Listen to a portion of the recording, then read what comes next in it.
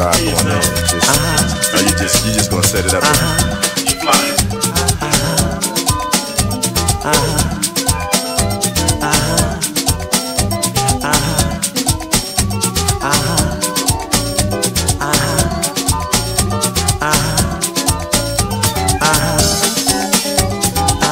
I was just waiting for those horns. Should be coming soon, right?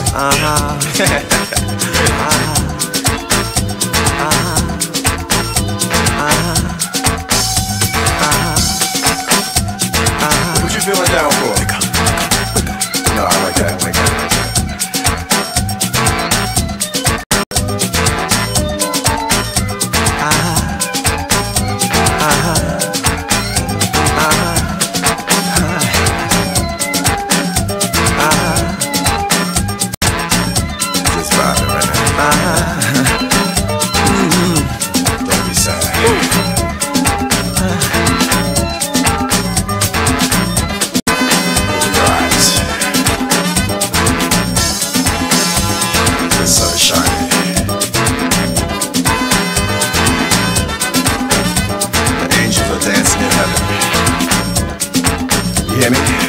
Wake up, people, wake up. Wake up. Wake up, people, wake up now. Wake up. Wake up, people, wake up. Wake up. Wake up the people, Lord, wake up. Listen, Father God, in your name I pray. Help the people find their way. Better days are coming by and by. We can make it if we try. Come on. Wake up the people, Lord, wake up. Wake up. Wake up, people, wake up now. Wake up. Wake up the people, Lord, wake up. Wake up. Wake up, people, wake up now. Wake up. Father God, in your name I pray. Help the people find their way. Look around and then I see a little old man and a homeless lady. They don't have no food to eat. Father, give them a warm place to sleep. Come on, wake up the people, wake up. Wake up. Wake up the people, Lord, wake up. Wake up. Wake up. Wake up. Wake up, people, wake up. Wake up. Wake up, people, wake up now. Greetings, family. This is Brother Jegna here again. Another Sunday afternoon, the Afrocentricity Book Show. Hope you guys are all feeling good today. We are here another Sunday. We are reading the book at the moment by C.L.R. James, The Black Jacobins. So we're right at near the end of chapter 8. Soon going to start chapter 9. But The Black Jacobins by C.L.R. James, we are continuing to read. I've got a couple of things just to mention to you guys. Well, first of all, this show is sponsored by Glass Are Us. 730 Seven Sisters Road, N15 5NH. You can get Glass Are Us on 0208 800 6663. That's Glass Are Us on 0208 800 6663. Please go to Glass Are Us for all your glazing needs. So double glazing, any glass repairs, so mirrors, tabletops, blackspack, shelving, you name it. Shower cubicles, please go there, mention the Afrocentricity Book Show on Bless SM, on Bless, and you'll get a 10% discount. Okay, so a couple of things. Yesterday, I was lucky enough to be at the Sickle Cell Cause, their GM meeting, the general meeting, annual AGM, annual general meeting. And it's a really good day. You hear a lot of things what's going on about sickle cell. I think we all need to get involved in this, because what we found out there is that really the NHS treats people with sickle cell really terribly. Many people with sickle cell, if they go to the doctor, many of the doctors don't even know how to treat them, what to do with them. It's like it's not important to the NHS, because if it was important, all the doctors will be trained up with this. But worse still, within St Anne's Road, N17, there is a building there built specifically for the sickle cell people with sickle cell anemia, and the NHS, or at least the local hospital, are trying to take the centre away. And this is the only sickle cell anemia to treat cause specifically in the whole of the UK, and they're trying to close it down. So how can that happen? One in the whole UK, they're trying to close it down. So anytime you hear anything, please Google SC cause, sickle cell cause. Go on Facebook. They need your support. Yeah. So any sort of support, volunteers, donations, any sort of assistance like that. Yeah. There is also a questionnaire going out, and there's also they're trying to get signatures as well to help them to save their centre. Yeah. So sickle cell cause, SC cause. Please Google it. Put it on Facebook. Sickle cell cause. And it's run by a lot of great people who are suffering from sickle cell itself. And so really support sickle cell cause. Okay. And secondly, Afrocentricity International. They are launching this Wednesday at the Ma'at Centre, Tottenham High Road, 366 Tottenham High Road. So they are showing a special screening of the documentary film 1804, The Hidden History of Haiti. So the book we're reading at the moment by C.L.R. James, Black Jacobins, is about that same event, yeah? The revolution, the Haitian Revolution, okay? And this documentary, we've got a lot of great scholars in the documentary talking about there, young and old. We've even got Akela from the UK talking on this film as well. So please, yeah, don't forget this Wednesday coming at 366A High Road, Tottenham, N17 at the Ma'at Centre. There is a special screening of 1804, The Hidden History of Haiti. And it starts 7 o'clock, okay? So make sure you're there. You can get tickets online. If you go to Just Tickets, that's JUS Tickets. And just when you go there, do a search for 1804. Put the numbers in. 1804 is £8 admission. So £8 online, £8 at the door as well if you turn up, yeah? Next Wednesday, which is the 27th, 7 p.m, the Mat Centre, 366A High Road, Tottenham, okay? It's really going to be a great evening, so I'll see you there. Free refreshments, drink and some fruits, yeah? So free refreshments there on the evening as well. So let's get back to the matter in hand. We are reading the Black Jacobins. We're just going to finish off now, chapter 8. And then we'll come back and we'll start chapter 9. Okay, so this is where I ended last week. So Toussaint Louverture was one of the early great leaders of the revolution. If you remember, a little background for everybody, the island of Haiti was renamed Haiti in 1804 when they got the independence. But prior to that, it was called Saint Dominique or Saint Domingo. So at Saint Dominique, the Africans uprose, had enough now of the brutality they had for many years. Saint Domingo created fabulous wealth for France. It was the richest colony in the world. He made more money than the 13 colonies of the USA, which were around at that time. Fabulous wealth it made for them, yeah. So, but when they uprose, the Africans said, "We're not taking it anymore." They beat the French. The British came in there. They beat the British. Napoleon sent his troops there. They built Napoleon's troops, and Napoleon Bonaparte, best troops, was kicking hell up in Europe. They beat everybody in Europe. But when they came to Saint Domingo, the Africans massacred them. But also the Spanish was on the other side of the island also. So these Africans beat the Spanish, the French, and the British, and they got independence in 1804. So that's really the background, okay? And Toussaint Louverture was one of the first great leaders, but he didn't live, unfortunately, to see the actual independence. So Toussaint, this is the book now, Toussaint clearly meant the British, but although he knew that the English would leap at the chance to ally themselves with him, he would only form an alliance if the French attacked him. Finally, he told Moyes and others, "I have done what I ought to do. I have nothing to reproach myself with. I laugh at whatever Hedville says, and he can come when he wants to." There is the same note of personal responsibility. When Sonothax, so Sonothax is like the French governor who was sent there to the island. When Sonothax was embarked, he worked alone, making his decisions without the advice or assistance of anyone. And where was he heading? He did not know. His powerful mind, unaided by precedent or education, was slowly working out an unsatisfactory relationship with France, whereby the connection would be maintained with benefit to both, and yet he would govern all of these as commissioner. Agents and others could not be governed.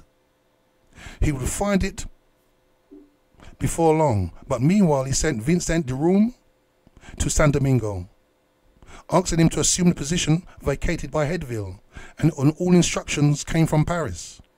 But Room was already commissioner, and when Headville left, his future fate and that of a member of his staff was entrusted with a sealed packet to be opened in case of his death or enforced absence from the island. When it was opened, it contained Boom's appointment. Room was therefore installed as Headville's successor. The faithful Vincent thoroughly approved of Headville's expulsion and was sent to Paris to present Toussaint's dispatches and explanations. In his report, Toussaint accused Headville of serving the interests of the party, which had been defeated on the 18th of October. Over and over again, he referred to this coup d'etat. The machinations of Vaublanc and the emigres haunted him, and the black labourers of Saint Domingo. Headville naturally reached Paris before Vincent, and from him the Directory learned that the colony was practically lost to France, and that there was only one chance of saving it: the export of sugar and coffee by English and American boats who make money flow into the colony. And Toussaint, will not fail to attribute this state of the things to the wisdom of his government. I am no less convinced that sooner or later this precious island will escape from French domination. I do not take it upon myself to propose the measure you will take to weaken the power of those who dominate it. But if at the moment is not ripe yet for you to take vigorous measures, it will perhaps appear to you important to create germs of division between them, to embitter the hate that is between the mulattoes and the blacks, and oppose Rigaud and Toussaint. I do not see my way to guarantee the purity of the intentions of the first, but in justice to him I can assure you that I have only praise for his conduct. They're talking about Toussaint. You will have proof in his correspondence. If you have been able to count entirely on him, I would not have hesitated to go to the south in spite of the uncertainty of sailing there without being interrupted by the English. Although race feeling remained, there was no hostility between Toussaint and Rigaud. Headville's own words show that he deliberately created it, and that even then he was not sure of Rigaud. Before he laid the plan in front of the Directory, this is in Paris, he had acted. He had written a letter to Rigaud, absolving him of all obedience to Toussaint, and authorizing him to take the possession of the districts of Ligane and Jacmel, incorporated in the south by a previous decree not yet carried into effect, and that he hoped would start the conflagration and keep it going until France was ready.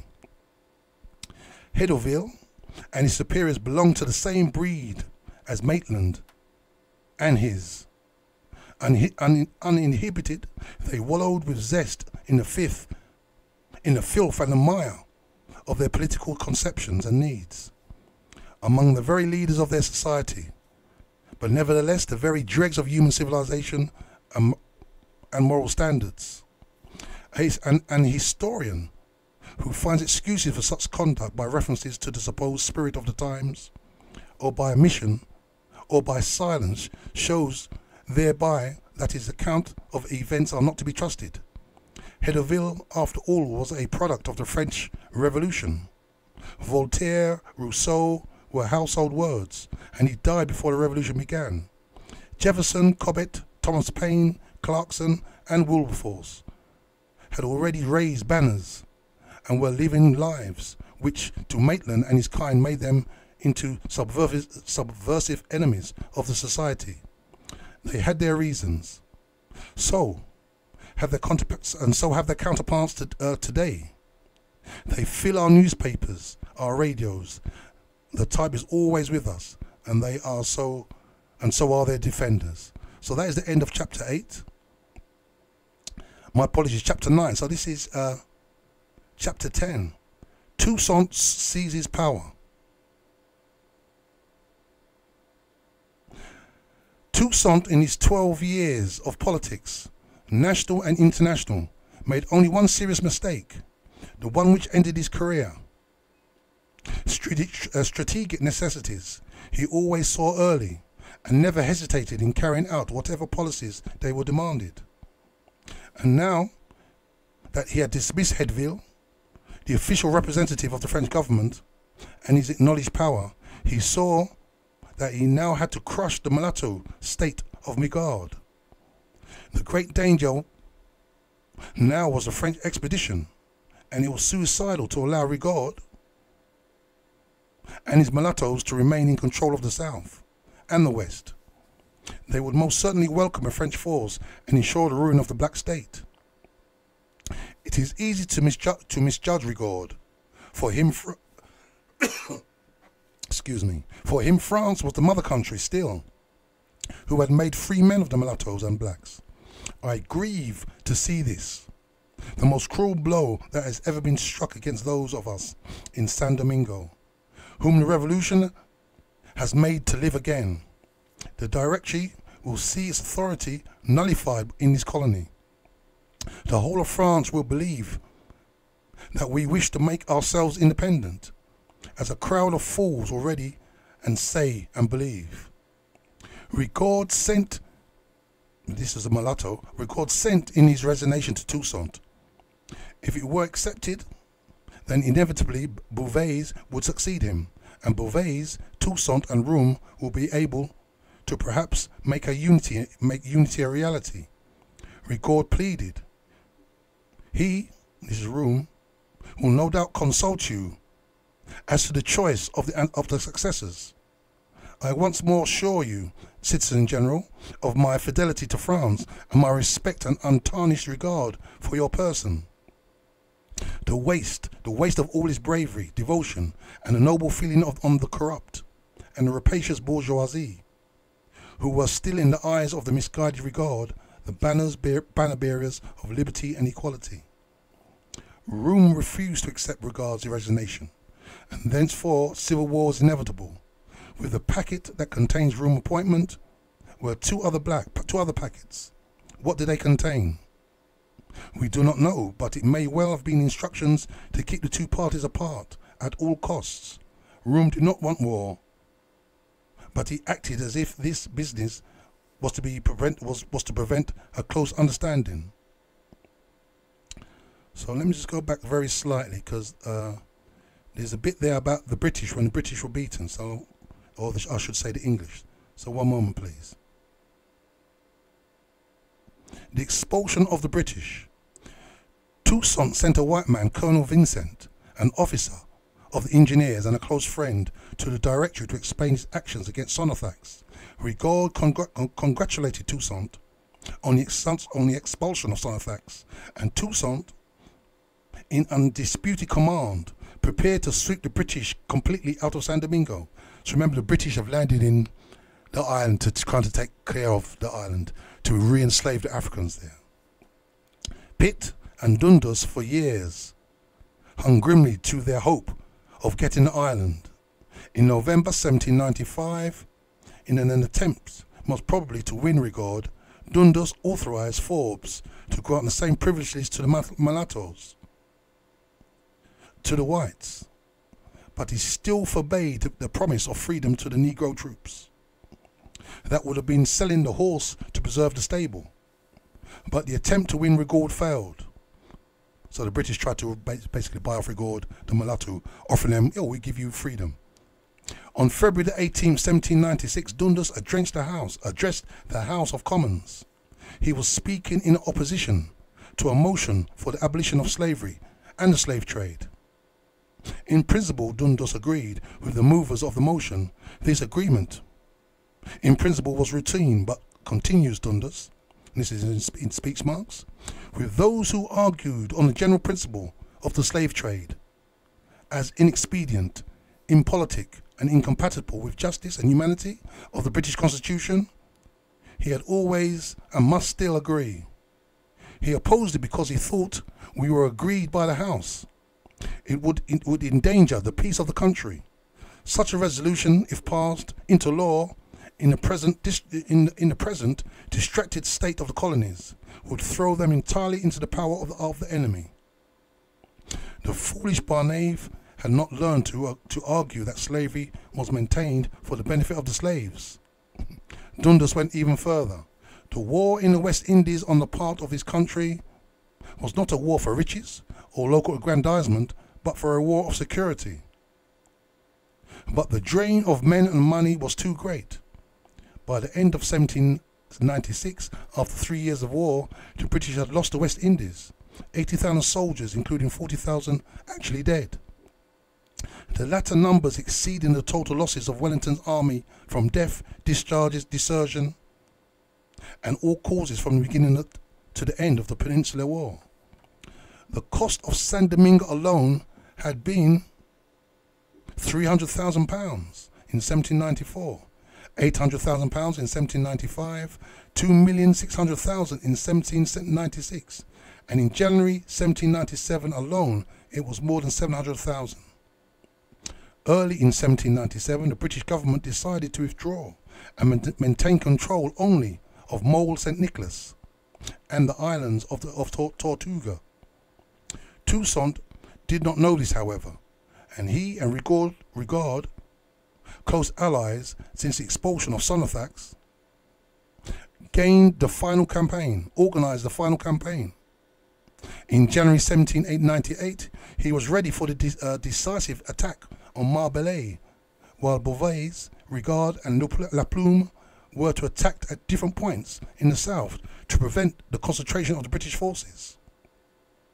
Toussaint, wishing to win back for the colony those whites and mulatto proprietors who were living in the territory controlled by the English, rigorously forbade all pillage and destruction by his own soldiers, and addressed to the traitors a series of proclamations promising them forgiveness and full rights as French citizens if they would be faithful to the Republic.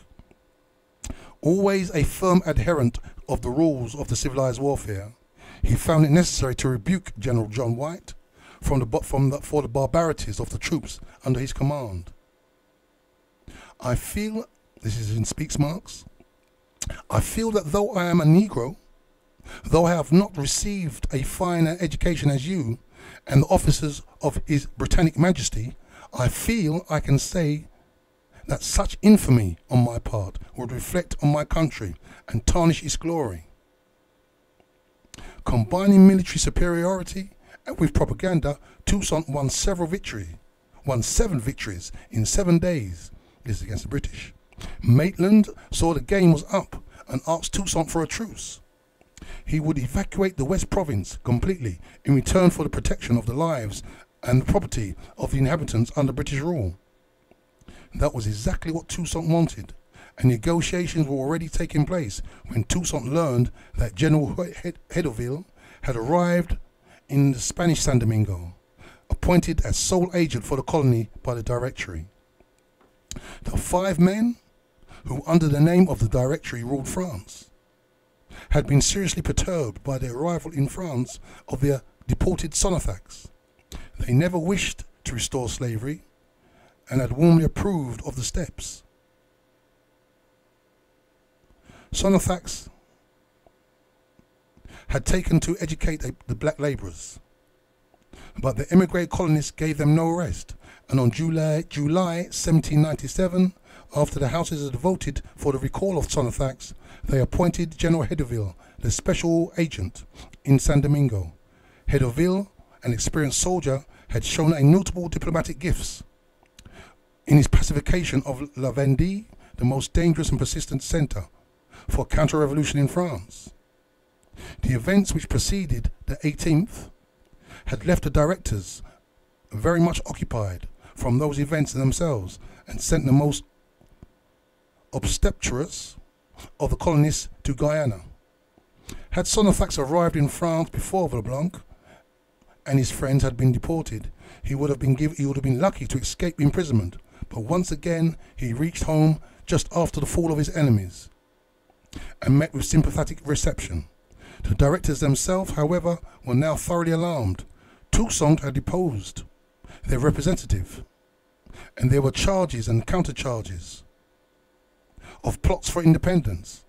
Then came Toussaint's letter, warning them that the blacks would fight to the death at any hint of restoring the old regime. Here was the new complication. It was now not so much that the mulattoes were to be feared, but the blacks, their black army and the black general. At once the attitude of regard changed. Hedeville was instructed to leave and to do all he could to speak to Toussaint's, to check Toussaint's power until France could send troops.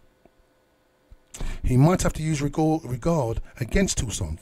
This is obviously the mulattoes against the Africans. The director did not know. So he gave Hedeville a free hand to pardon or arrest regard as might seem suitable and possible to him. The directory pretended willingly to accept Toussaint's deportation of Sonothax and maintain good relations with him. Yet so doubtful was Hedeville of the reception he would get from Toussaint that he landed in Santo Domingo, the headquarters of the Room. He arrived in April, just in time to hear the further successes of the irresistible Africans. Hedeville had gathered from all sources information about the men he was going to meet, and particularly about Toussaint. And nobody left him in any doubt about the kind of man Toussaint was. General Curvaset, an able soldier of strong and upright character, indicated him the only possible line of policy. He said, "He is a man of great good sense, whose attachment to France cannot be doubted, whose religion guarantees morality, whose firmness equals his prudence, who enjoys the confidence of all colours, and who has on his own an ascendancy which nothing can counterbalance. With him you can do all. Without him you can do nothing." It is important for us to remember the two sentences in Curvaset's tribute. First, Toussaint was devoted to France. Secondly, Toussaint in 1798, after 4 years, had the confidence of the whites, mulattoes and blacks. He had set himself an aim, despite all provocation. He had fought for it, and had achieved complete success. What did Hedeville intend to do? Toussaint did not know, but he ordered Hedeville should be welcomed with every distinction. In his letters to the new agent, he was polite but reserved. "Permit me to make an observation to you, an officer of the Republic. There are men who appear outwardly to love liberty for all, but who are inwardly its sworn enemies. What I say is true. I know it from experience." Toussaint was cold, and even in his reference to Room, he's a sincere friend of the blacks, as his private correspondence shows.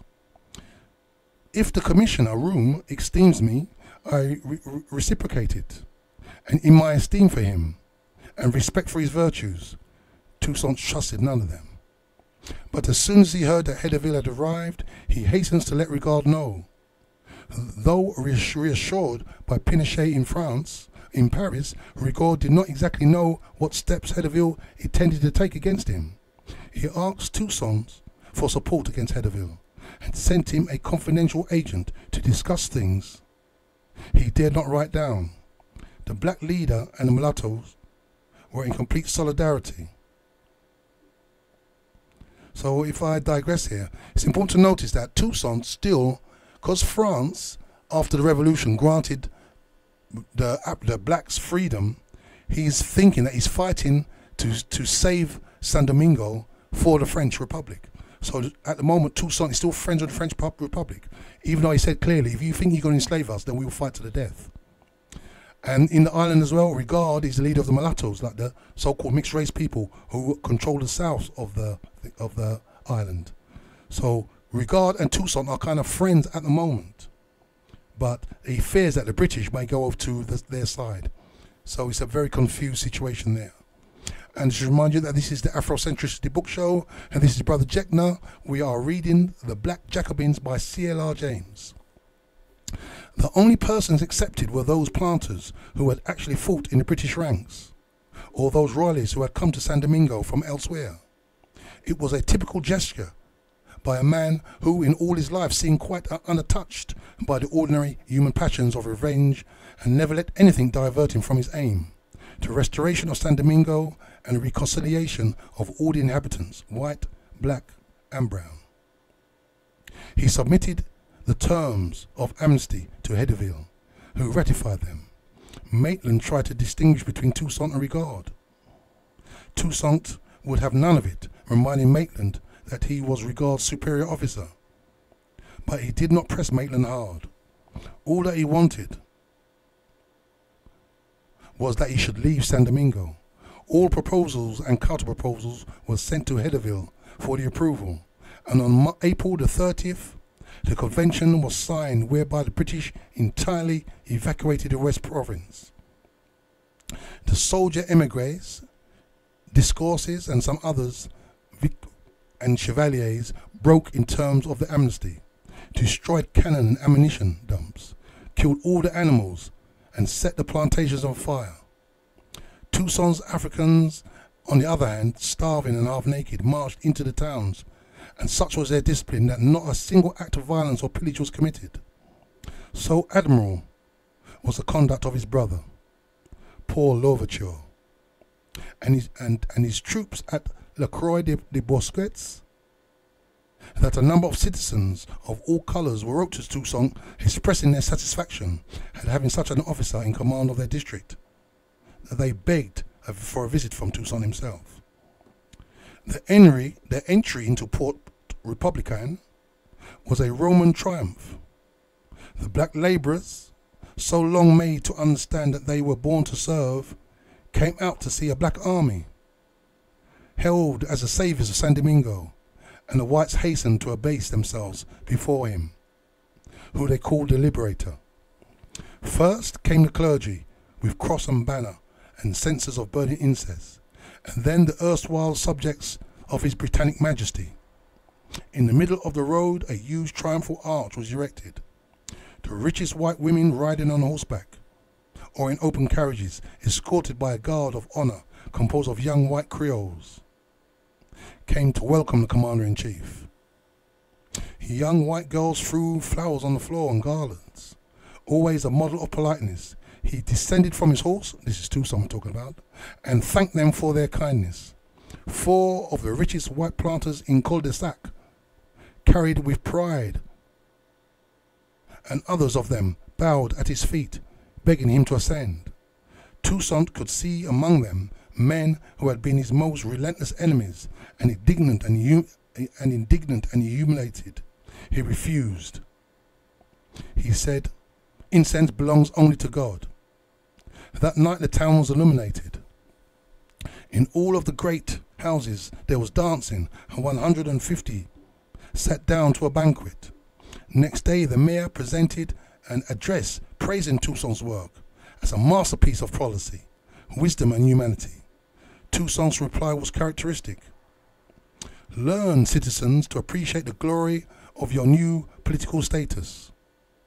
In acquiring the rights that the Constitution accords to all Frenchmen, do not forget the duties it imposes on you, but be virtuous, and you will be Frenchmen and good citizens, who work together for the prosperity of San Domingo by the restoration of agriculture, which alone can support the state and assure public well-being. Compare, in this respect, the conduct of the French government, which has not ceased to protect, with that of the English government, which it has destroyed. The appearance of your countryside, which I passed through on the way here, has filled me with grief. Its conditions should have convinced you long ago that in joining the English you have embraced only a chimera. You thought you could gain, but you have only lost." So he's rebuking them against siding with the English, but obviously they're all white people. "The liberty without license which the labourer enjoy, the reward which the law accords to his labour, will attach him to the soil he cultivates. The age of fanaticism is over. The reign of law has succeeded to that anarchy. Wise by experience, the Directory has just sent here a single agent, whom it has chosen from among its most trustworthy citizens. The glory which has justly acquired in Europe, the virtues which characterize him, assured us of happiness. Let us aid him in his important mission to be by absolute obedience. And while he lays the foundation of the felicity which he meditates, I shall look over your safety, your tranquility, and your happiness, so long as you observe the solemn oath that you have made to remain faithful to France, to cherish its constitution and respect its laws.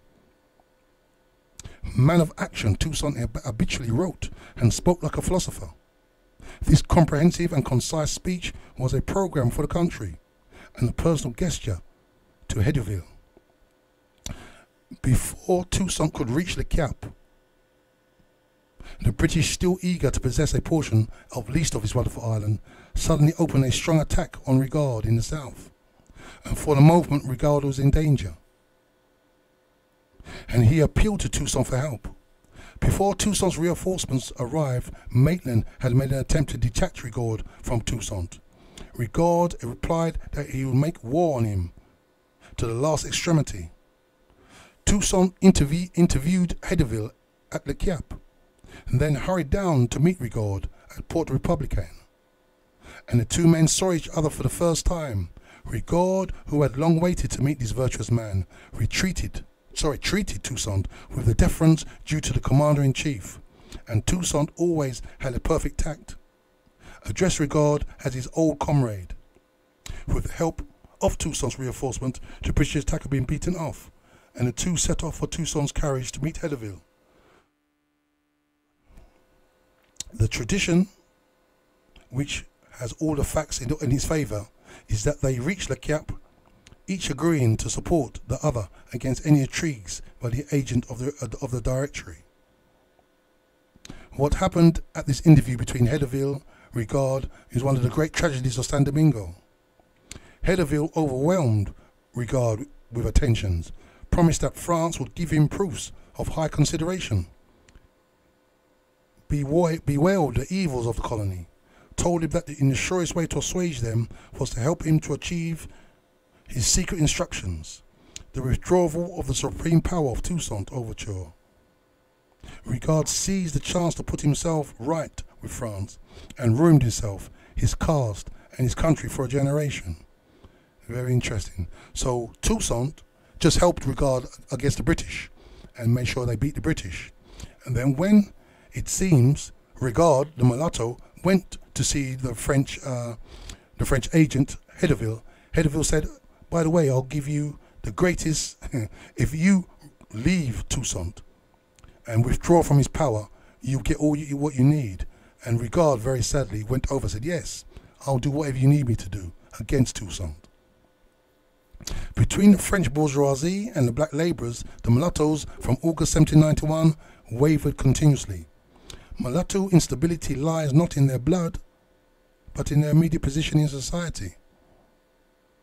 The pity was that Rigaud, the dictator of the South, had not the sense to see that the French would use him against Toussaint, and then inevitably turn on him. It is said in San Domingo that Toussaint, whose methods were always oblique, had hidden himself where he could hear the interview between Rigaud and Hedeville. It was not necessary. During this very visit, Hedeville began to show a change of attitude towards Toussaint. The captain of the boat which had brought Hedeville told Toussaint how pleased he would be to take him back to France in the same vessel. "Your ship is not big enough for a man like me," said Toussaint.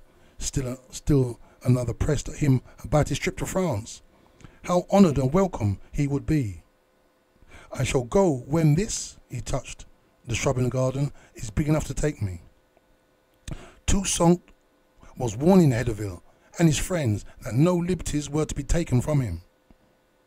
Full of diplomatic tricks himself, he affected to be extremely impressed by the courtesies of Maitland, and would show him. Over and over again he said that the French would never have treated him in this distinguished way. This was not true, and he knew it. Leveux and Sonothax and the people of the Port Republic had showered honours on him and dignities, but Toussaint wanted this to go to Hedeville. He even wrote to Hedeville about Maitland's honours, hoped that Hedeville had no objections to these courtesies being paid to an officer of the Republic.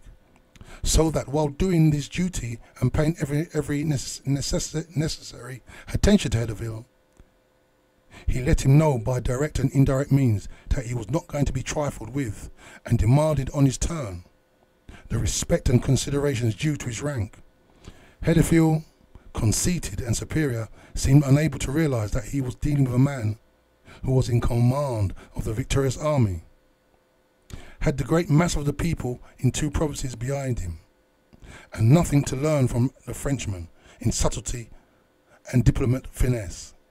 He spoke with his baiting of the uneducated old Negro who spoke French so badly. Regard had deserted him.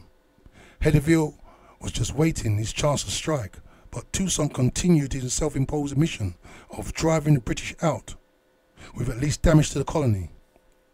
Maitland's forces were now concentrated in Mole St. Nicholas in the north and Jeremy in the south.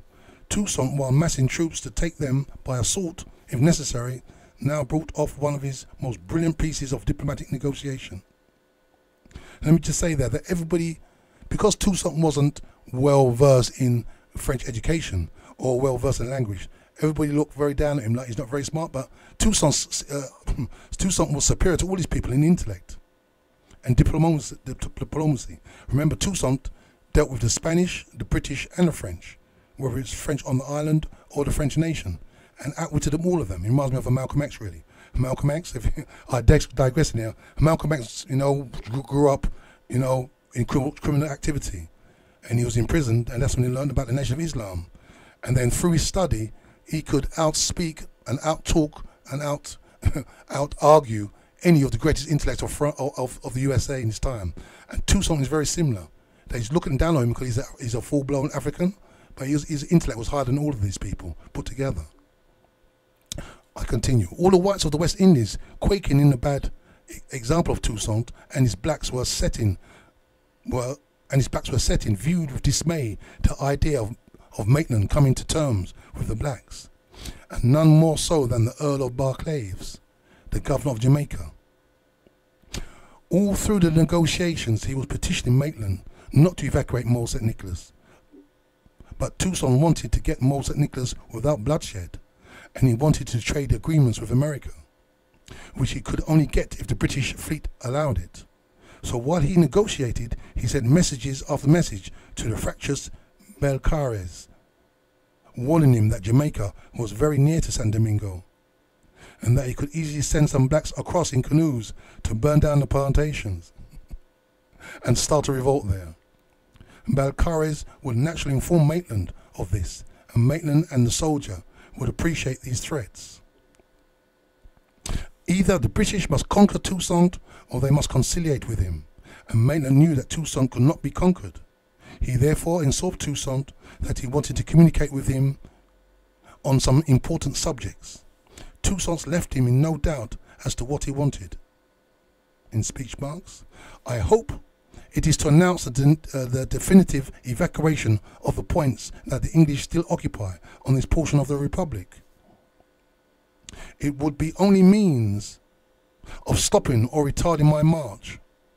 Although Jeremy is so strong, I promise you to upset his fortifications, and even if it costs me 2,000 men, I shall take it. On this, Maitland agreed to evacuate Jeremy. Maitland, obviously, remember, is the British. Toussaint secured from Hedderville authority to carry out these negotiations, and sent his representative to Maitland to treat at first for all the districts except Mole St. Nicholas. But Maitland now gave up hope of retaining even the fortress, and offered to evacuate San Domingo completely. Toussaint accepted, keeping Hedderville scrupulously informed. Toussaint, though carefully polite with Maitland, was at his most masterful. Maitland proposed to him that as part of the price for evacuation, the fortifications should be dismantled. Toussaint refused and demanded them in the condition in which Maitland had found them. I flatter myself that you would adhere to this demand.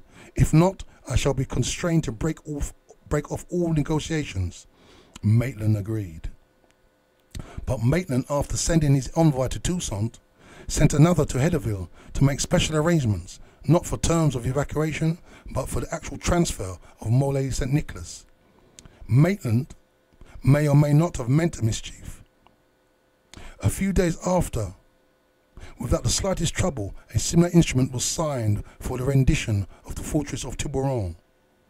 And after the entry of Rigaud's troops into Jeremy, Hedeville said afterwards that Maitland did this to excite the jealousy of Toussaint.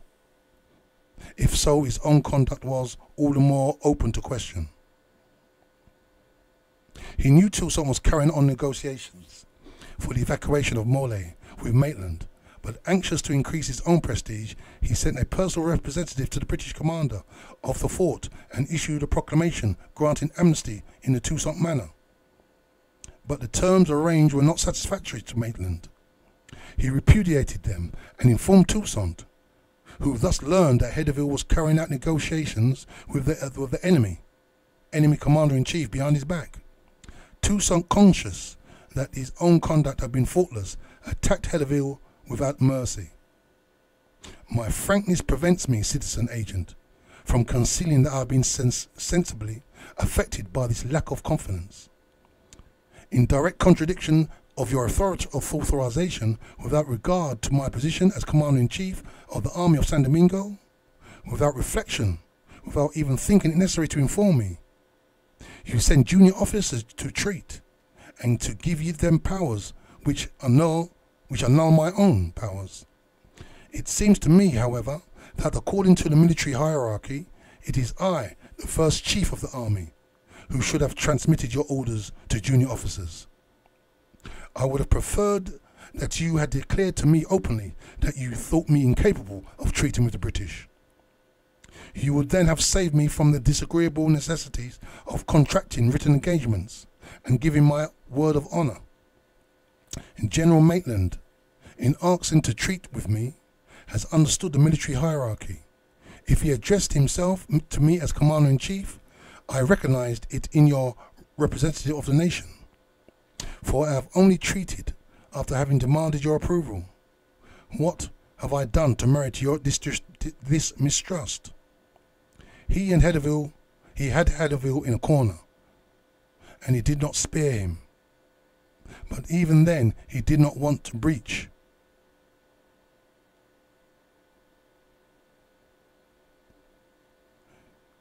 My apologies. He did not want to breach, and concluded by saying that if Hedeville could have confidence in him, together they would save the colony and make agriculture prosper. Hedeville blustered and boasted of all the things that he had done and the army staffs on which he had worked. And he said that Toussaint could not teach him his duty. So Hedeville come from France, and he really thinks that he can speak down to Toussaint. He's not realizing that Toussaint is the most powerful person now. He's got all the armies behind him on this island. But Hedeville, obviously, maybe because his Europeanness, his whiteness, thinks he can speak to Toussaint and do what he wants to, but he doesn't realize who he's actually speaking to. He doesn't realize the power that Toussaint has. He did not know how dangerous a game he was playing. Had Toussaint been merely as an ambitious chief of the brigands, France would have lost the colony in 1798. Even while Hedeville had so thoughtlessly prodding the man on whose army and influence everything depended, the British, having failed to conquer Toussaint by force of arms, made a supreme effort to get him by that species of lies and deception known as diplomacy. Maitland, a prejudiced Englishman, surprise, surprise, did not think Toussaint was very intelligent.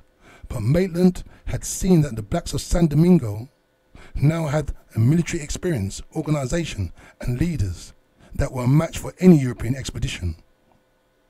The French were certain to send an expedition to restore French authority, and the French army would bleed to death on the island. Maitland therefore saw it as his business to make Toussaint as strong as possible in order that the more thoroughly defeat the French. He invited Toussaint to an interview.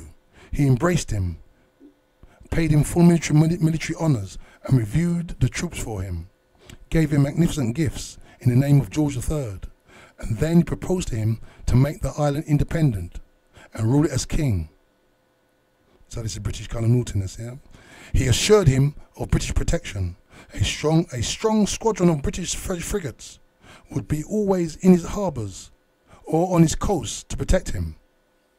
And he asked in return for the exclusive trade of the island. The Americans also were building up a good trade with San Domingo. Maitland had sent an American envoy to Toussaint, and it was certain that they will come with the British. Sharp as was the diversion between himself and Haderville, Toussaint refused. He, like Rigaud, had enough power to sway his supporters to his will. France was powerless, and he would have got all the support and all the resources he needed from Britain. His refusal is a measure of difference between him and Rigaud. The British, he knew, would make alliances, and then, when he had broken with France, either to come to terms at his expense with France, or, with their strong squadron of frigates, designed for Toussaint's protection, they would blockade the island and overthrow him and restore slavery. So Toussaint knew what everyone's game was, it seems here.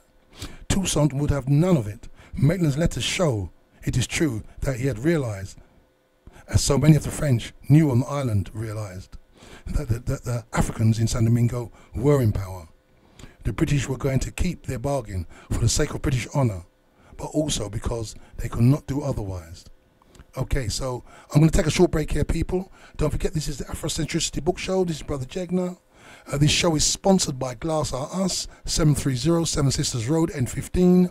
Please go to Glass Are Us for all your glazing needs. You can get Glass Are Us on 0208 800 6663. That is 0208 800 6663. We're going to take a short break and we'll be coming back shortly. So this is Brother Jack. Now we're taking a short break. I'll be back shortly.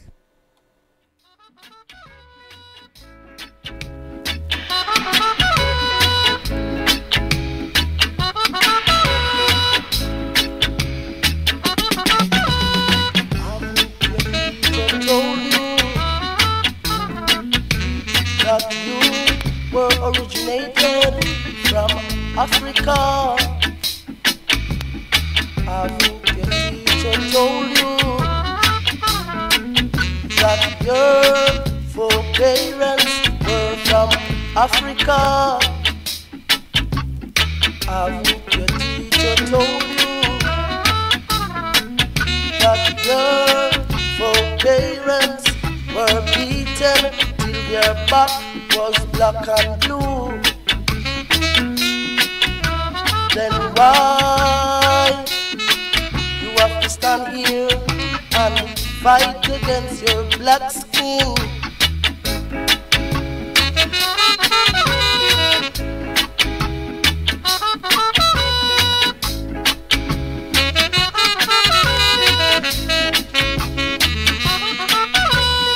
I hope your teacher told you that your poor foreparents were China's slaves and removed from their own land by the white men. I hope your teacher told you that your poor foreparents were beaten till their back was black and blue. I hope your teacher told you that you were originated from Africa.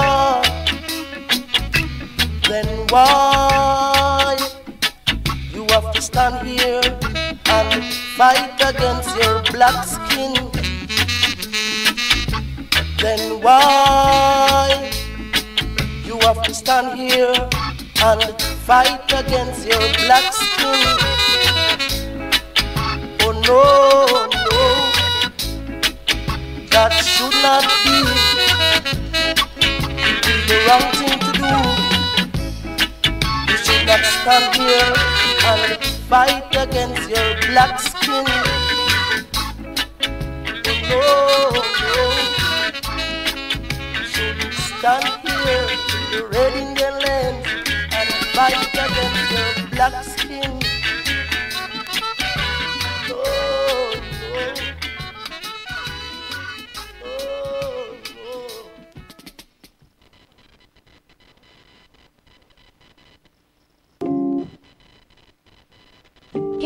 story told to the children of Africa.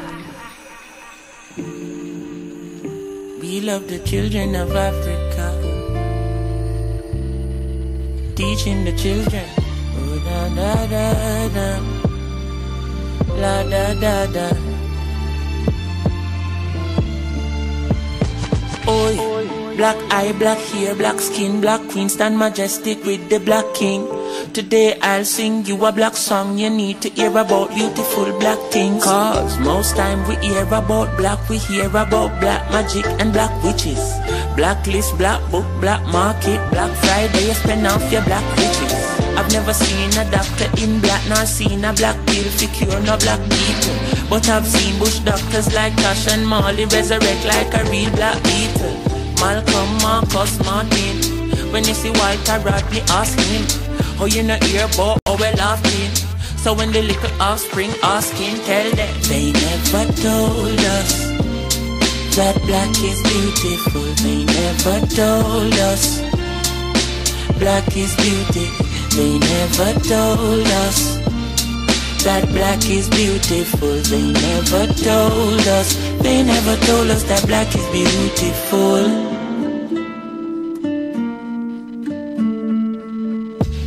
You a behave and a go on like you never spent 500 years on a farm.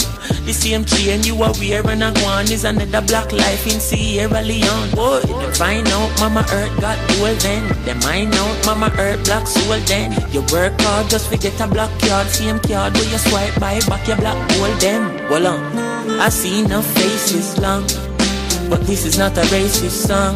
This is a song for the children who was never told about where their race is from. They never hear it in them favorite songs. Everybody calm as a slavery's done. What I got on when the babies come? I start read about things like Dogans, Black Kemet and Kush, Black Kings, Black Senate and books. We teach about pyramids and put real significance to we physical looks. So every word when we sing black, in my world everything black. Black, white, black, right back. So don't be surprised if me say me king black. Cause they never told us that black is beautiful. They never told us black is beauty. They never told us that black is beautiful. They never told us. They never told us that black is beautiful. No.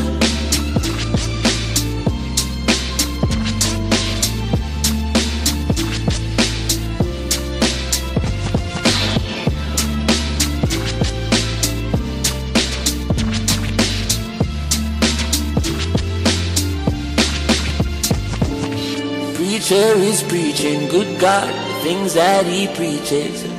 I wonder who taught him to preach. Teacher is teaching, where did he get his degree? Now it is no mystery, who taught us black history? Jesus. Black people may I talk to straight. I want every black person listening to this song to hug yourself and say, we've come a long way. Yeah. This one is personal.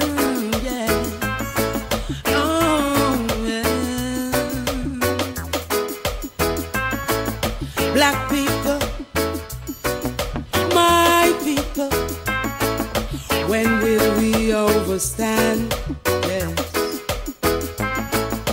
That they're trying all their best to wipe us off the land.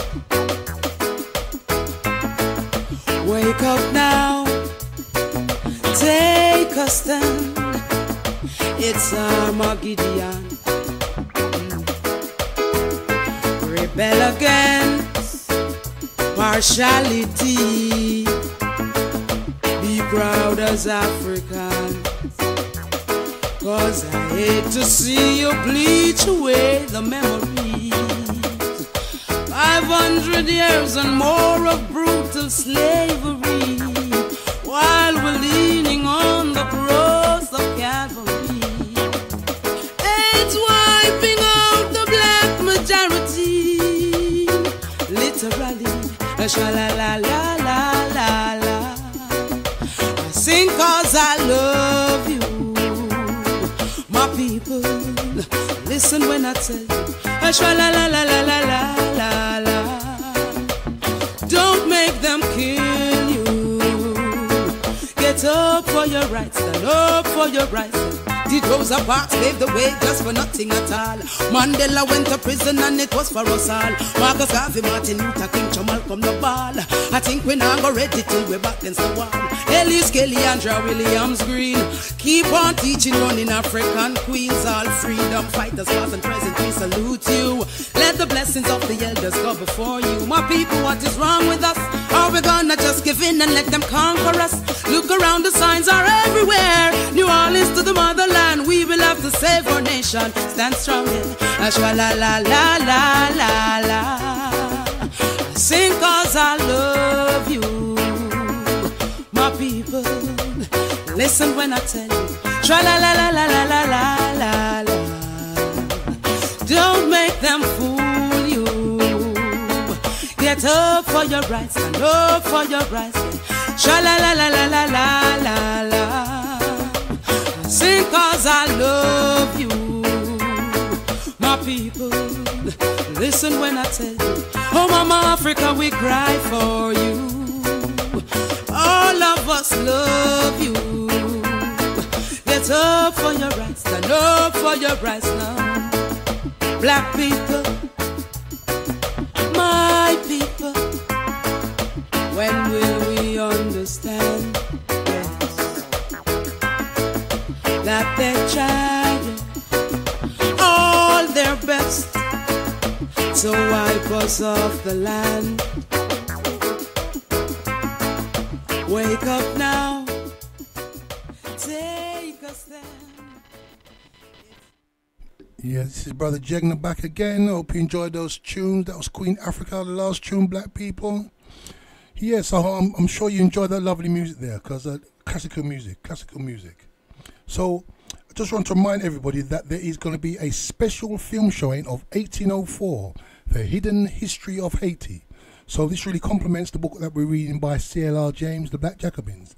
So it's going to be held this coming Wednesday, the 27th, at the Ma'at Centre, 366A High Road, Tottenham. 366A High Road, Tottenham, at 7 p.m. So we'll be showing a great film by the director of The Hidden Colours, Tariq Nasheed. It's an excellent film to really understand this. It's very important that we understand Haitian Revolution. And it was like a theatre we can learn so much from. It's almost like an experiment, yeah, of how the current world works today. So do not forget, please, 1804, this Wednesday, the Marmot Centre, 366A, High Road, Tottenham. It's £8 admission, and we see a great film, some free refreshments there as well, and there's a discussion at the end. Okay, so we're going to continue now. And this is from a letter from Maitland writing to England. To distinguish the French power and to stop the greater evils of the French Directory getting into its hands the means of San Domingo would afford them by annoying us, it may well be to submit to the smaller evil, supporting the assumed power of Toussaint. But on the restoration of peace and anything like a settled government in France, both with a view to the restoration of the original colonial system, if it is practicable, and with a view to let France waste their means in men and money in this attempt, it was the best tradition of the way in which the higher civilization uplifts the backward people. But Toussaint merely expressed his regrets and declined with thanks. So such is history, but if that were all, it would have been readable, along with the material resistance of Maitland's debased concept of human life and unashamed savagery of himself and his highly placed instructors. It is noted that the elevated principles by which the ex-slave guided his profound practical life. Toussaint was then always devoted to the French Republic. This devotion will in the end lead to an untimely and cruel death, but it gave him a splendid life. To all the blacks, revolutionary France, which had degreed equality and the abolition of slavery was a beacon among nations. France was to them indeed the mother country. Toussaint looked always to the development of the blacks as a people. He did not want to break with France, its language, tradition and customs, to join the slave-holding British.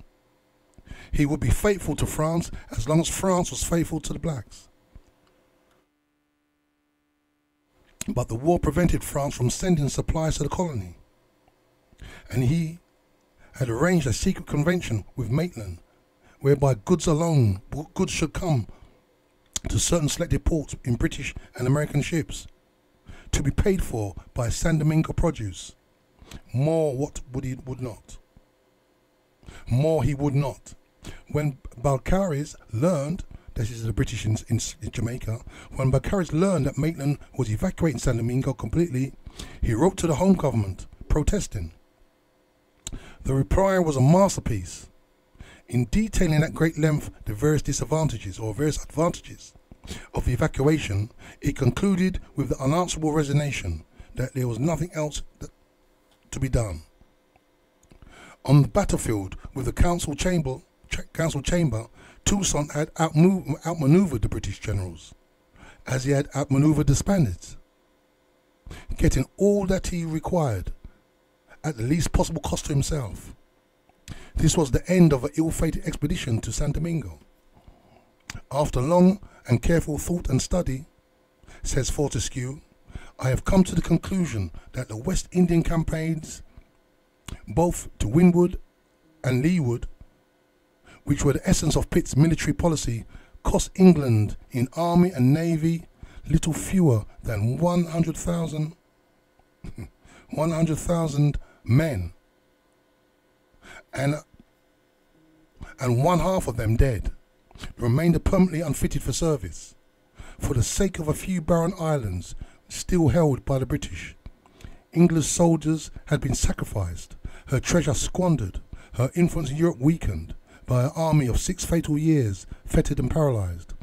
So it's very important reading this book here, because when you went to school, because I went to school in this country myself, you didn't hear nothing about this. How Africans massacred the British. 100,000 men, half of them dead, half of them wounded and were no good to, were unfit for service, and countless millions of money was spent by these Africans. These Africans really massacred them in the Caribbean. It's funny we didn't hear about that. So, and this alone, it weakened Britain's influence in Europe. Fortescue does not seem to realise that Pitt and Dundas were playing for the finest colony in the world, and a rich market for the otherwise unprofitable slave trade. Fortescue blames everything and everybody, Pitt and Dundas, for incompetence, the climate, the fever. The fever killed many more men than the blacks and mulattoes did. But we have seen with what poor resources and against what internal intrigues Toussaint fought. San Domingo was not not the first place where European invaders had met fever. It was a degree of abolition, the bravery of the blacks, the ability of their leaders that had done it. The great gesture of the French working people towards the black slaves against their own white ruling class had helped to save the revolution from reactionary Europe. Held by Toussaint and his royal levies, singing the Marseillaise and the Car-era, Britain, the most powerful country in Europe, could not attack the revolution in France. The secret of England's impotence for the first 6 years of the war may said to be lie in 2 fatal words: San Domingo. Very important there, because when the French Revolution happened and France was a bit in chaos because it didn't know who was ruling, Britain attacked France, left, right, and centre. And and it's saying here, and this is what C.L.R. James saying, the secret why England was so impotent against attacking or controlling France because of San Domingo, because what the Africans did to them there. I continue. Hedderville knew all this. None would know it better than he. But for him, the expulsion of the British was merely another good reason why Toussaint should be got rid of at once. France wanted her authority restored in the colony. And that was politics. And there was no gratitude in politics. But Toussaint was a Negro, and a former slave, and now that he had won back the colony for them, Hedeville and his staff not only intrigued against him, but grossly insulted him. Toussaint often wore a handkerchief tied around his head, and some of them boasted that with 4 men they could go into the camp of the old monkey with the handkerchief and capture him. Not only did Toussaint hear it, but it began to gradually be rumoured among the black masses that the agent and his staff were hostile to Toussaint, and whoever was hostile to Toussaint was hostile to the blacks. And yet it is curious and a characteristic of Toussaint that the most bitter subject of quarrel of the emigre whites, with Toussaint, the ex-slave, taking their side, and Hedeville, the former nobleman, attacking Toussaint for protecting them. Room also recommended conciliation with the emigres, but he advised the directory to scrutinise carefully all the planters and allow only those who had got rid himself of the former prejudices to come back to the colony. Toussaint, however, invited back all those who would take an oath of fidelity. Perhaps in addition to the valuable knowledge and education he felt that would cease to intrigue and plot for the restoration of slavery, only if they came back and found it possible to enjoy their property. He needed them now more than ever to counterbalance the power of the mulattoes. Some of these emigres commanding Negro troops hired by the British had been excluded from the original amnesty. But Toussaint knew that San Domingo's cultivation needed these blacks. He knew too that Maitland was going to take the blacks straight to Jamaica, where they would find themselves enslaved. Maitland prepared to treat for them if the offers were also accepted, and Toussaint agreed. Hedeville accused him of protecting the enemies of the Republic. Toussaint referred to the amnesty authorized by him and the special circumstances of his emigre officers. Toussaint, a sincere Catholic, had pardoned some emigres who swore fidelity to the church. Hedeville accused him of breaking the Republic's law, which forbade official association with religion. The bickering being continuous, Toussaint resigned his post as Commander-in-Chief to Hedeville. When the latter refused to pronounce on the resignation, this is perhaps one exception, the most astonishing of the voluminous and astonishing correspondence of the uneducated ex-slave, who until he was 45, 6 years before, had probably never received a letter, far less written one. There was no need for you to quote me in your instructions. You recall to me your worth and dignity. It is sufficient for me to know that you are sent by France to hold your veneration. I respect too much the directory of which you are an agent, not to respect you in person, and covet your approbation. The proofs of confidence with which the directory has honoured me are too precious not to take me to desire yours of the same degree. But it is because of these sentiments are profoundly engraved in my heart. It is because your esteem and your confidence are infinitely profound. I found it necessary to show you my despair, faithfully to my duty and my principles. I could only attribute the misfortune which has befallen me and the perfidious manoeuvres of the intriguers against me, personally and against peace and order. If I have asked for permission to retire, it is because, having honourably served my country, having snatched it from the hands of the powerful enemies who fought for possession of it, having extinguished the fires of intestine war, to which for too long a prey, having too long forgotten a cherished family, to which I have become a stranger, having neglected my own interests, sacrificed my time and my years of triumph of liberty, I wish now to save my old age from an insult which would shame my children. I would feel it the more insomuch as I have not deserved it, and I shall certainly not survive it. I do not conceal from you that, as you seem delaying indefinitely to exceed my request. I shall make it to the directory myself. Men in general are so inclined to envy the glory of others, are so jealous of good, which they have not got in themselves accomplished, that a man often makes himself enemies by the simple fact that he has rendered great service. The French Revolution has furnished many examples of this terrible truth. Many great men have expiated in exile or on the scaffold of the services that they rendered for their country, and it would be imprudent for me to remain any longer exposed to the shafts of calumny and malevolence. An honourable and peaceable retreat in the bosom of my family is my sole ambition.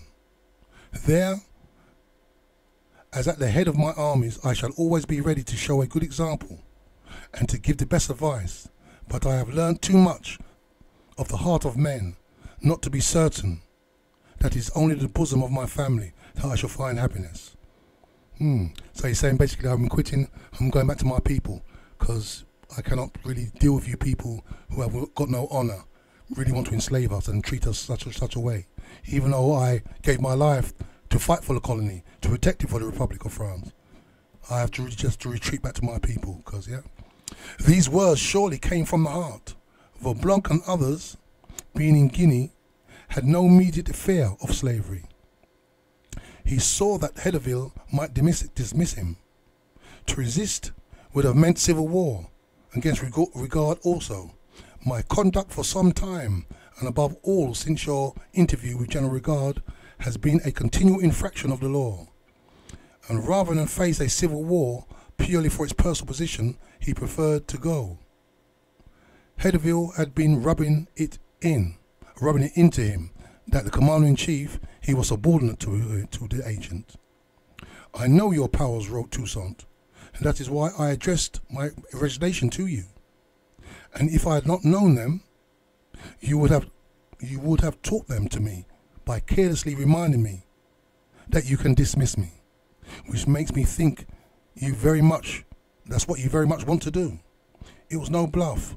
He sent a secretary to the directory to arrange for the terms of his retirement. The English was not yet 6 months out of San Domingo. Toussaint was drinking the cup to the dregs. But even then, as the letter shows, he was not thinking in any way of the independence of the colony. He would retire. If at any attempt were ever made of a liberty for all, he would. So that's a good point that he's making, though. Even though he wants to withdraw, Toussaint hasn't mentioned that he wants to be independent. He's still thinking that this should be a French colony, part of the French Empire. It was the San Domingo masses that saved him. Hedeville was making arrangements for the directory to supersede him and the black generals and to put these 3 white generals in their place. But he dared not do it. So great was the unrest in the country and in the army. Hedeville tried to introduce a system of apprenticeship of the labourers to the owners for periods of 6 and 9 years, a stupidity which the British were to repeat with resounding ill success after the emancipation of the slaves in the colonies of 1833. So as the British always say, they abolished slavery in 1833, but what they said to the former enslaved, before you're actually free, though, you must work on an apprenticeship. So basically, you still must work for us for 7 years. In effect, still be a slave for 7 years. But you are free, though. So same sort of rubbish that the French, maybe that's where the British got it from, the French, yeah? Yeah, so we want you to work like a contract for 7 years. For no wages, by the way. Okay. The blacks might have taken from Toussaint or from Sonnefax, but not from Hedeville. The army had not been paid, despite Toussaint's urgent pleas, and it resented its neglect and the attacks on its general. Fears for black liberty began to grow. Hedeville claimed that Toussaint and the generals were spreading calamities against him and among the labourers. He wanted them, like good old French citizens, to sit down quietly, while now that he had no use for them, that he arranged for their dismissal and once more put black men where they belong. See, Hedeville, the French agent, completely misread what was going on in this island, completely restrained. He thought he could arrive there. Yes, I'm French, yeah, you just do what I say. He didn't really understand what was going on at all. The unrest increased. Hedeville began to realise where he would find himself without Toussaint. He asked Toussaint to address a circular to all the commandants of all the districts to quiet the blacks and to turn them from their alleged intention to rise and massacre the whites. Toussaint repudiated this aspersion on the character of the labourers. And while he addressed the request circular, he dissociated himself from the idea that the blacks were only awaiting an opportunity to massacre the whites. Hedeville now tried to recover lost ground with Toussaint. He made overtures through friends. Toussaint replied in kind, but he held himself stiffly aloof. Hedeville wanted to restore the civil authority of the controlling force and was naturally in immediate conflict with Toussaint's generals. Toussaint had disbanded some of his troops. They had gone back to work willingly, but Hedeville was also disbanding these African troops and confiding the care of the coasts only to white troops. Very interesting. So he's putting the former enslaved back onto to work or disbanding the army, but he's only allowing the white troops to keep the coasts. The blacks looked on at this with intense suspicion. Hedeville was not a lever or a Sonathax. The blacks did not care anything for what he had done at La Vendée. He addressed a sharp reprimand to Moyes, unjustly. Moyes replied as sharply. The country was in that state of tension when any incident would cause an insurrection. Toussaint would not go to Le Cap. He told Hedeville that he had been informed that his life was not safe there. Hedeville asked him to go to Fort Liberty, where Moyes was stationed, to quiet the unrest. Toussaint found an excuse for a delay. If Hedeville wanted to govern as well, let him govern. Suddenly a private quarrel broke out among the garrisons of Fort Liberty with Moyes. The commander was away.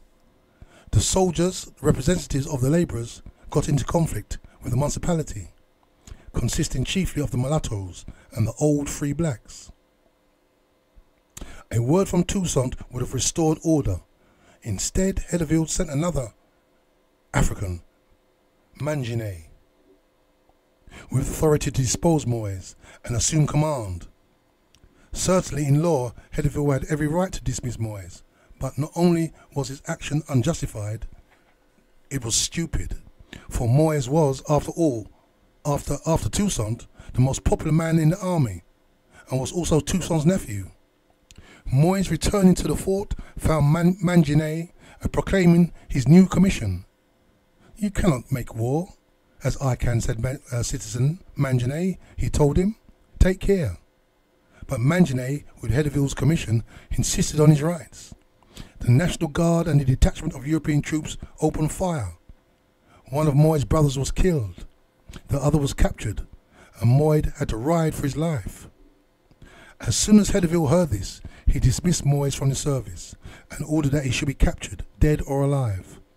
When Toussaint heard that Hedeville had dismissed Moyes, he gave Dessalines orders to march on the Cap and arrest Hedeville. So obviously Hedeville didn't see that coming, and obviously Dessalines, who was the great emperor in the end, he no doubt Dessalines was one person you did not mess with. Toussaint had given the agent ample rope, and Hedeville had hanged himself. At first he maintained a bold front, but Moyes raised the black labourers on the plain, and as Hedeville felt the noose tightening around his neck, he sent Colonel Vincent and a priest to Toussaint seeking to patch up the quarrel. But Toussaint's mind was now made up, and he acted with his usual rapidity and decision. Intimate as he were with Vincent, he arrested and imprisoned him. He ordered a detachment to intercept 3 of Hedeville's officers who served under regard and were bringing letters. They attempted a resistance and were killed. Toussaint then marched on the Cap. Hedeville did not wait for him. Already Dessalines' troops were pushing into the outskirts of the town. Hedeville issued a proclamation denouncing Toussaint as a traitor and fled on board of a boat in the harbour. Toussaint arrived in Le Cap and invited Hedeville to come ashore, but Hedeville declined and left for France, with about 1,000 functionaries, whites, mulattoes and former free blacks, who detested Toussaint and his ex-slave generals. The municipality and the citizens hastened to welcome Toussaint and thank him for restoring order. The Rubicon had been crossed. The next day, in a public speech at Fort Libertaire, Toussaint boldly asserted his own authority. At the very moment when I have chased the English from the colony, Hedeville chooses an African to destroy the brave General Moyes and the 5th Regiment, who have done so much contributed to the evacuation of our enemies from the colony. It is them whom you wish to kill, and when you kill them, you did not know that there are thousands of brave blacks behind you who would have taken vengeance for this brave General Moyes and the 5th Regiment. Don't you see that you expose all the unhappy Europeans and your wives and your children to massacres? What would France say? I reinstate Moyes and his former functions. Who reverts to the sword will perish by the sword. Hedeville says that I am against liberty and that I want to surrender to the English, that I wish to make myself independent. Who ought to love his liberty more? Toussaint Louverture, slave of Breda, or General Hedeville, former Marquis and Chevalier of de Saint-Louis? If I wished to surrender to the English, I would have chased them away. Remember that there is only one Toussaint Louverture in San Domingo, and that at his name everybody must tremble. This was a new Toussaint. He had no wish to break with France, but Hedeville, France's representative, had been a source of nothing but unrest and disorder. Hence, forth he would govern. That night he dined with Moyes, and in a long monologue he expressed himself fully. It is one of those few occasions in which we get a glimpse into his mind. So this is the words of Toussaint. Hedeville has spread it that he is going to France to seek forces to come back. I do not want to fight with France. I have saved this country for her up to the present. But if she comes to attack me, I shall defend myself. General Hedeville does not know that at Jamaica there are mountains of blacks who have forced the English to make treaties with them. Well, I am black like them, and I know how to make war, and besides I have advantages that they didn't have, for I can count on assistance and protection. Toussaint clearly meant that the British, but although he knew that the English would leap at the chance to ally themselves with him, he would only form alliance if the French attacked him. Finally, he told Moyes and others, I have done what I ought to do. I have nothing to reproach myself with. I laugh at whatever Hedeville says, and he can come when he wants to. This is the same note of personal responsibility as when Sonafax embarked. He worked alone, making his decisions without the advice of or assistance of anyone, and his officers, soldiers and labourers, followed him blindly. This is the Afrocentricity Book Show. This is Brother Jegna reading The Black Jacobins by C.L.R. James. Where was he heading for? He did not know. His powerful mind, unaided by precedent or education, was slowly working out a satisfactory relationship with France, whereby the connection will be maintained without benefit for both. My apologies, with benefit for both, and he would yet govern as all the commissioners, agents, and others would govern. He would find it long before. But meanwhile, he sent Vicente to Rouen in San Domingo, and he asked him to assume the position vacated by Hedeville until instructions came from Paris. So you can see Toussaint still is under the rule of Paris. If they want to, provided they're not going to come and slave, because they're going to come and slave them again, he was just going to fight to the death. But he still believed that this is a French colony. But Rouen was already a commissioner. When Hedeville left France, the director was so uncertain of his reception, and his future fate that a member of his staff was entrusted with a sealed packet to be opened only in the case of his death or in forced absence from the island. And when it was opened, it contains Room's appointment. Room was therefore installed as Hedderville's successor. The faithful Vincent thoroughly approved Hedderville's expulsion and was sent to Paris to present Toussaint's dispatches and explanations. Good. So we've got about 20 minutes left. So this is Toussaint. This is chapter 10. Toussaint seizes power. Toussaint, in his 12 years of politics, national and international, made only one serious mistake, the one which ended his career.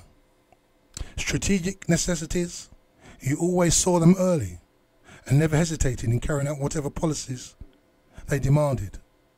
Now he had dismissed Hedderville, the official representative of the French government, and his acknowledged superior. He saw that he had now to crush the mulatto state of Rigaud. The great danger now was the French expedition, and it was suicidal to allow Rigaud, these are mulattoes in the south, and his mulattoes to remain in control of the south and the west. They will most certainly welcome French forces and ensure the ruin of the black state. It is easy to misjudge Rigaud. For him, France was the mother country still. And I interject you must remember that Rigaud was happy to go and work with the British as well earlier, yeah? So Toussaint knew that he couldn't trust the Rigaud and the mulattoes in the south. They always wanted their power. Because of, obviously, these mulattoes, their fathers were Frenchmen, Europeans. And they always believed that they should have the rights of the Europeans. So they always felt a superior to the pure Africans. I grieve to see this as one of the most cruel blows that has ever been struck against those of us in San Domingo, whom the revolution has made to live again.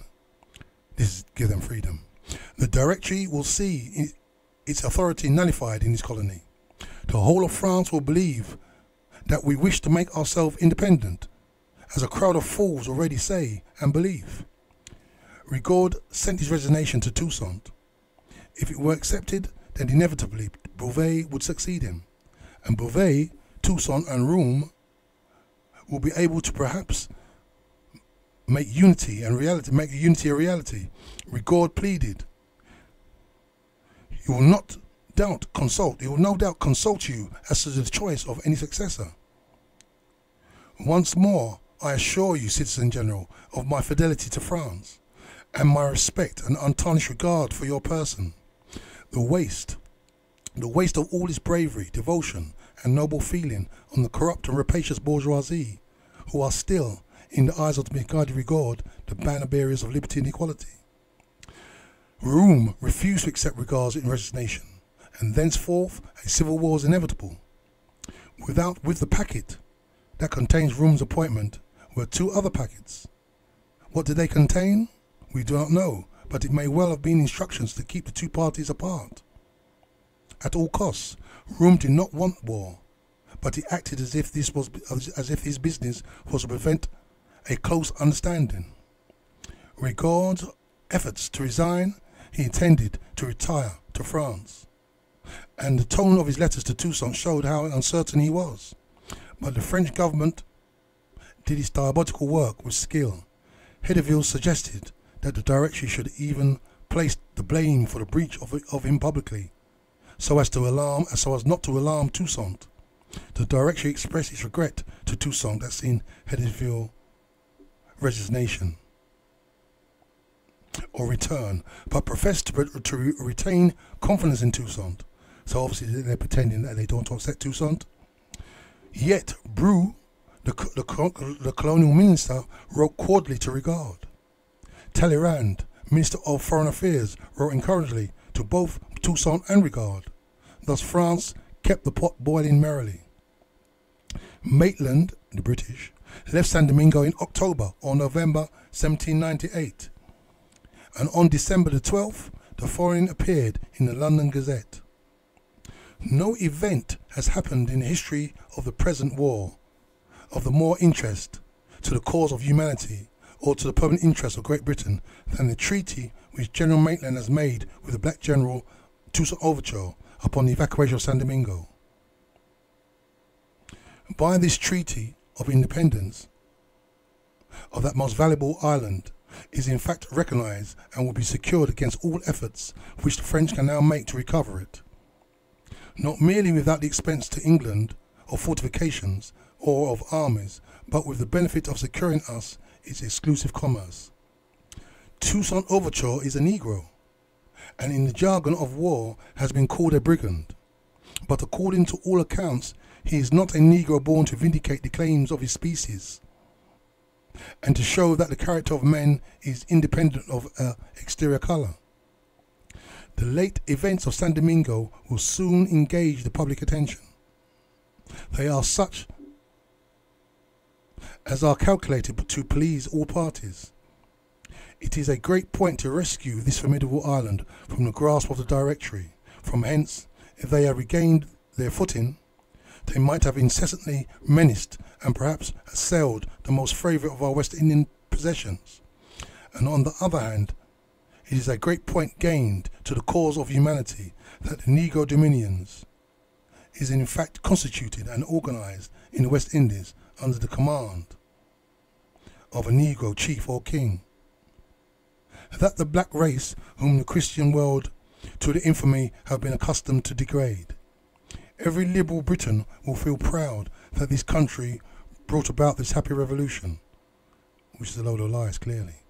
The British, after having been driven out of the island in September, were posing in December as the authors of the happy revolution, rejoicing at the freedom of the people to enslave whom they had just lost 100,000 men. In addition to soothing the national vanity, this lying notice would also, of course, be read by the Directory. Having just driven another wedge between Toussaint and the French, Maitland then set out for America to negotiate the division of the trade of the countries.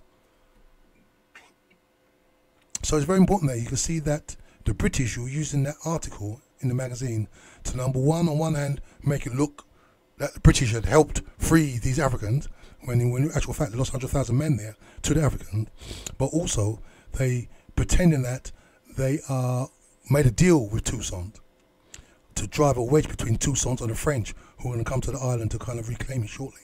So you can see what propaganda can be done in newspapers. Harcourt was sent in advance to San Domingo, but Toussaint did not want to negotiate with the British at all. He challenged Harcourt about the notice, which had appeared in the press.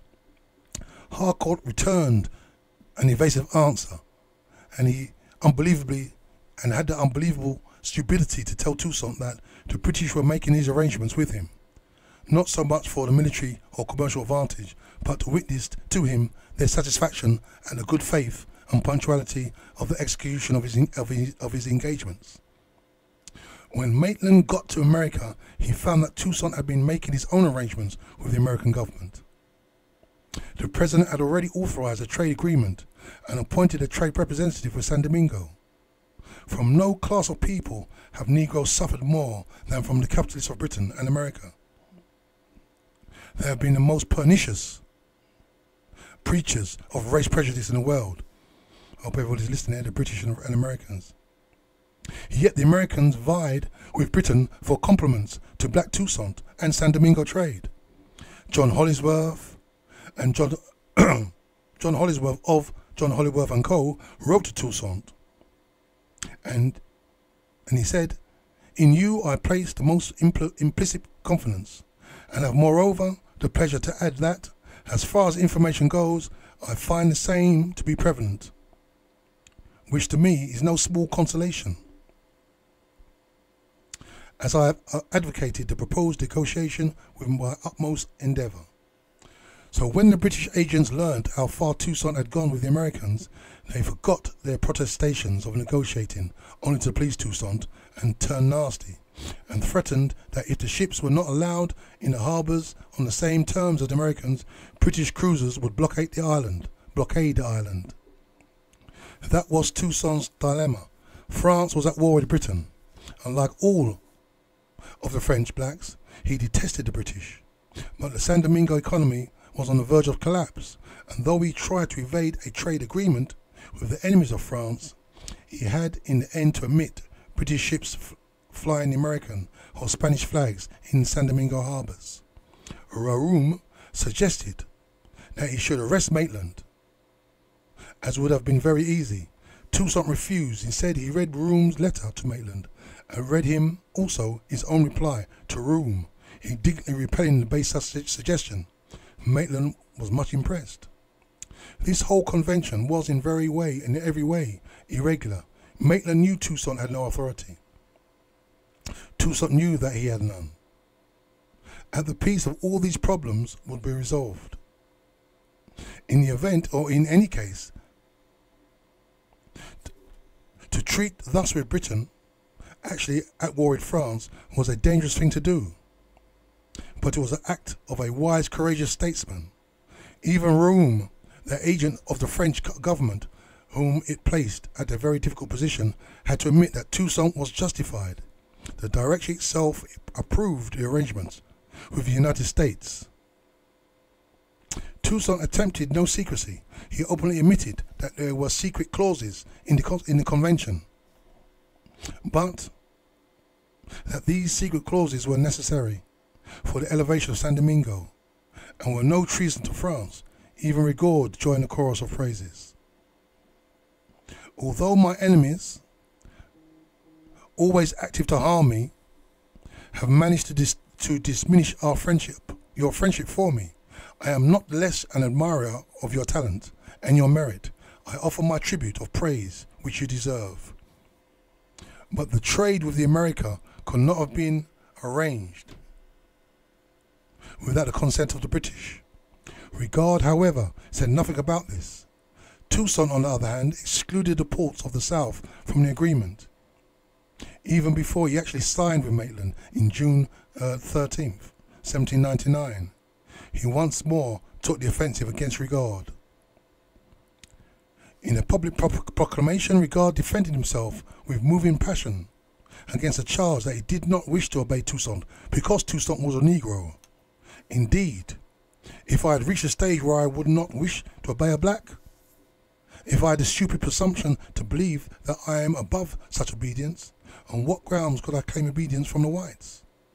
What a grievous example will I be given to those placed under my orders? Besides, is there so great a difference between the colour of the commander-in-chief and mine? Is it a tint of colour, or more or less dark, which instills principles of philosophy, or gives merit to an individual? And if one man is a little lighter in colour than another, does it follow that one must obey him in everything? I am not willing to obey a black. Why all my life, from my cradle, I have been obedient to blacks? Is it my birth the same as that of great General Toussaint? Is it my mother who brought me into this world a Negro? Have I not a black elder brother for whom I have always had a profound respect and whom I have always obeyed? Who has given me the first principles of education? It is not a black who is a schoolmaster in the town. Sorry, who was not the schoolmasters in the town of Lacaze? Isn't it clear that I have been accustomed to the obedience to blacks all my life? And everyone knows that first principles remain eternally graven in our hearts. I have consecrated my life to the defense of the blacks. From the beginning of the revolution, I have braved for all the cause of liberty. I have not betrayed my principles. I shall never do so. Besides, I am too much a believer in the rights of man to think that there is one colour in nature superior to another. I know a man only as a man. Was he telling the truth? These words could not have been written before July the 14th, 1789. A true son of the revolution, Rigaud was hurt in his soul that people might think his quarrel with Toussaint was due to Toussaint's colour. Toussaint was equally emphatic, and though he accused the mulatto class of conspiring against him, yet he disdained the charge of hating mulattoes by pointing to the great number of them who were fighting in the army of the Rigaud. Without doubt, the supercilities, the jealousies born of indifference, of colour manifested themselves, sometimes to be unreasonable to an unreasonable degree. But the exegesis of the service and severe discipline had more than ever fused the three colours in the ranks of the army. The same state of things existed in the civil administration, and this was one of the happiest consequences of political equality, consecrated by the principles of the revolution. So we're coming to the end of the show now. I'm going to continue with this chapter 10 next week. I must remind you that there is a movie, 1804, The Hidden History of Haiti. A special showing is happening this Wednesday at 366A High Road, Tottenham, N17. It is £8 admission. It starts at 7 p.m.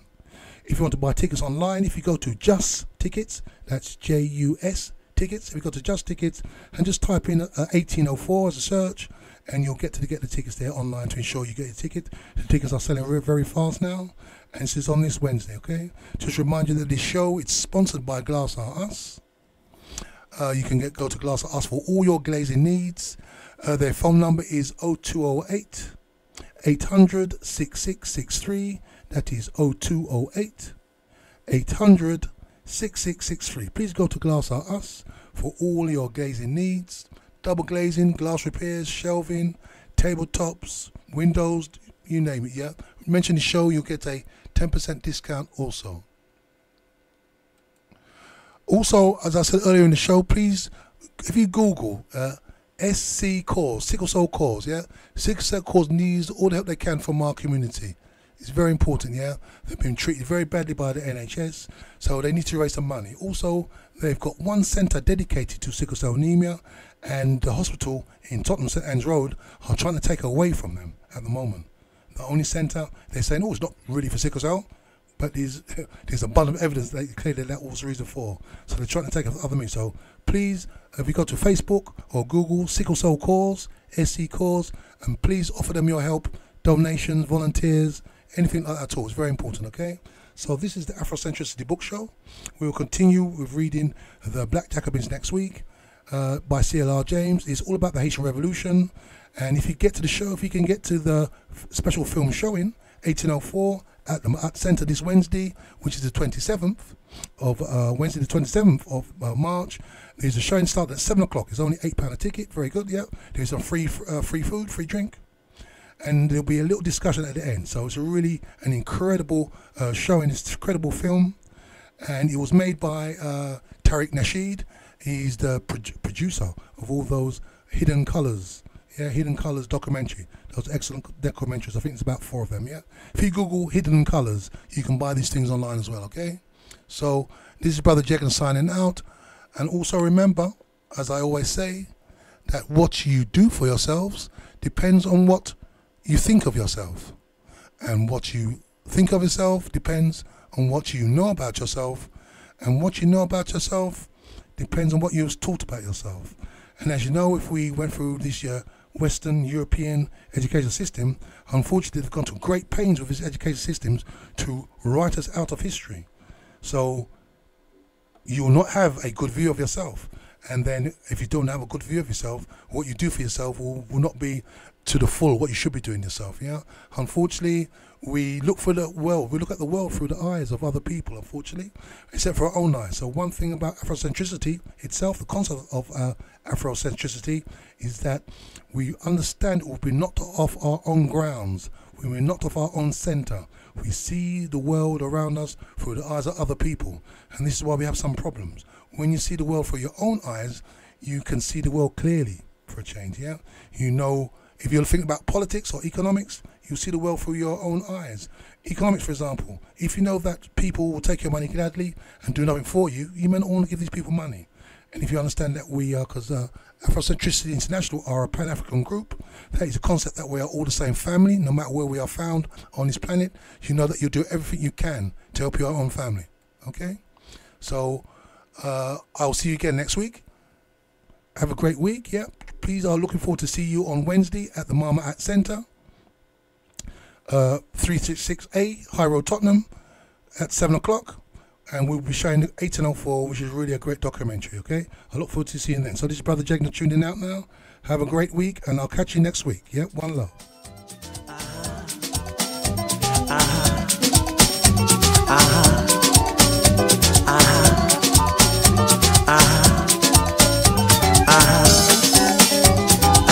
I was just waiting for those horns. Should be coming soon, right?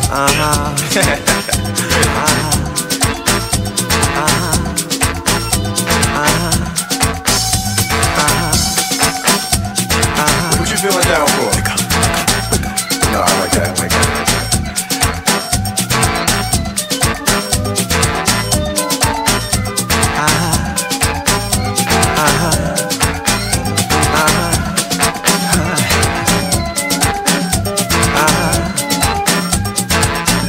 Just vibing right now.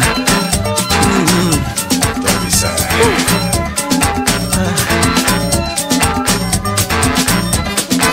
Open your eyes. The sun is shining. The angels are dancing in heaven. You hear me? Wake up, people, wake up. Wake up. Wake up, people, wake up now. Wake up. Wake up, people, wake up. Wake up. Wake up the people, Lord, wake up. Wake Listen, up. Father God, in your name I pray. Help the people find their way. See, better days are coming by and by. We can make it if we try. Come on. Wake up the people, Lord, wake up. Wake up. Wake up, people, wake up now. Wake up. Wake up the people, Lord, wake up. Wake up.